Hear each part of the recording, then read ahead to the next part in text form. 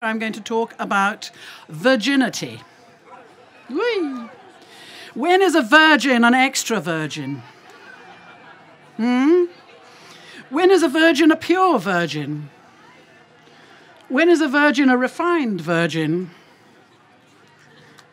When is a virgin a professional virgin? That's the interesting thing. Cold-pressed virgin, yes, cold-pressed virgin. I think a professional virgin is the virgin you see on supermarket shelves, you know, sitting there all smiley and all well wrapped up and enticing. It's the big olive oil con, in my words. They're all lined up on the shelves there. They're full of promise. They're just like a bunch of tarts, really. If you've ever been to Amsterdam, into the red light district, there they all are, showing themselves. They say, this is from an exotic place. And it sort of touches into your holiday nostalgia. Oh, yes, I was in Perugia. I remember Tuscany. Oh, Sicily. Spain.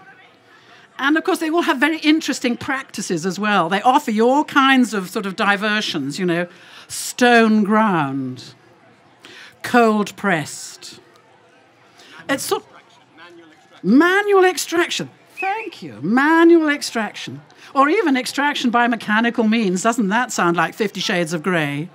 And what about the actuality? Just like tarts, they're all disappointing because they don't quite live up to what you think is going to be the actuality. Not quite what we remember. And I tell you also, a bit like tarts, they're all actually pretty disgusting. Now, I make olive oil. We make olive oil. So in sort of marketing our olive oil, we've been around testing, I think, probably every single bloody bottle of olive oil in the country. Not quite, but quite a lot of them. And disgusting is the word that I would put out. I do olive oil tastings, and we all discuss the olive oil. And I'm not talking about the kinds of olive oil, because there are 700 varieties. But generally speaking, when you taste the olive oil or you smell the olive oil that comes out of these mass-produced bottles, they stink, they are musty, they are sour, they are bland sometimes, they sometimes taste of cucumber or vanilla, and they are mostly dead. Because if you look on the back of the bottle of the olive oil, as our friend Omar was saying, produced in Italy, you look on the back of the olive oil, it says best before, let's say, July 2014. That means it was put in the bottle in July 2012. Nobody picks their olives in July. When you pick an olive and it goes into the olive mill, it sits in a tank for a number of months, possibly several months, possibly a year. It then goes into the food chain. It then is sold on to one of the big manufacturers who waits until he gets all the olive oil that he wants to make the extra virgin organic, or the extra virgin extra tasty, or the extra virgin mild, or something perfectly frightful, light and refined, about which I'll come to later. And you know, we stick with it. For years and years and years, I used to buy an olive oil which came in a nice, clear glass bottle, dark green inside, looked straight like pond water, because I thought it was unfiltered, it was Italian, it was fabulous. We stick with it because they tell us that it's good for your health. The Mediterranean diet is good for your health. It's full of health properties. Like the Mediterranean people. But we're not talking about people who live in Rome, which is a Mediterranean country. We're talking about, or Athens even, we're talking about Mediterranean people who live on the land, who live, possibly they're farmers, possibly they're fishermen. They're all most likely are olive growers. And do you know what happens? They take their olives to the factory, it's crushed, the olive oil comes out, they take it fresh home. They don't leave it in the mill.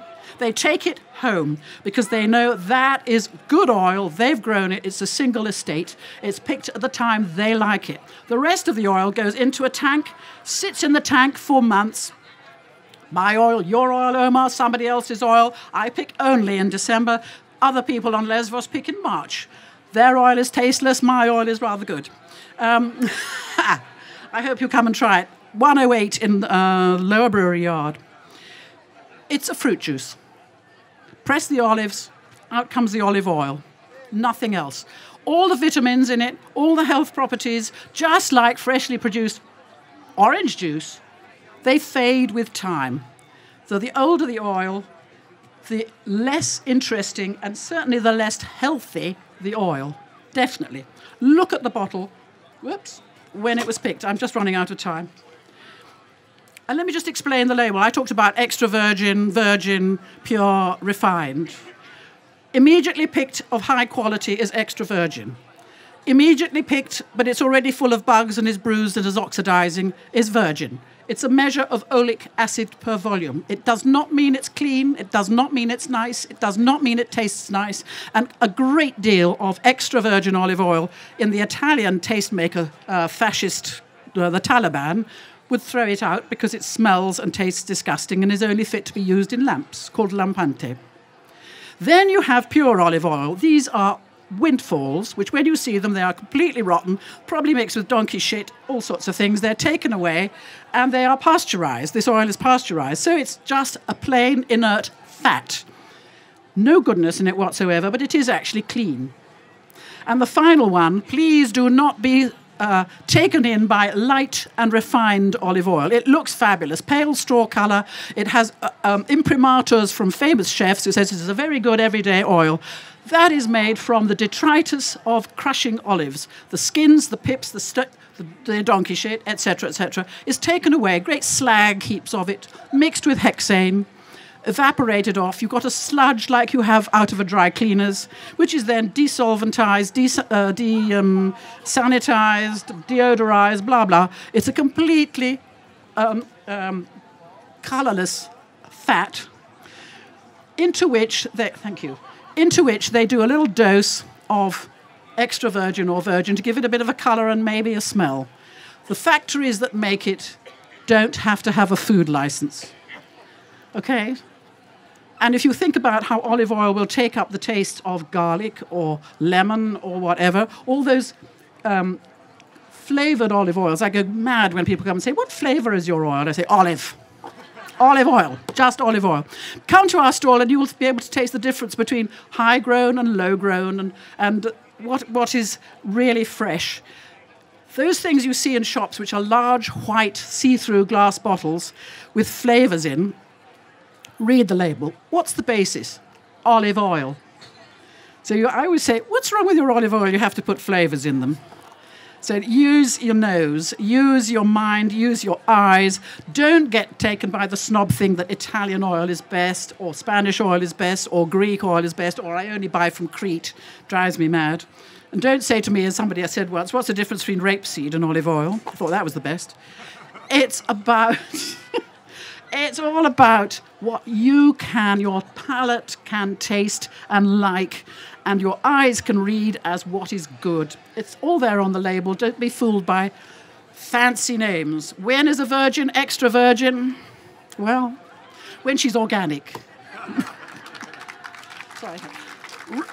Thank you very much. Stall 108 in Lower Brewery Yard. And there's some footprints.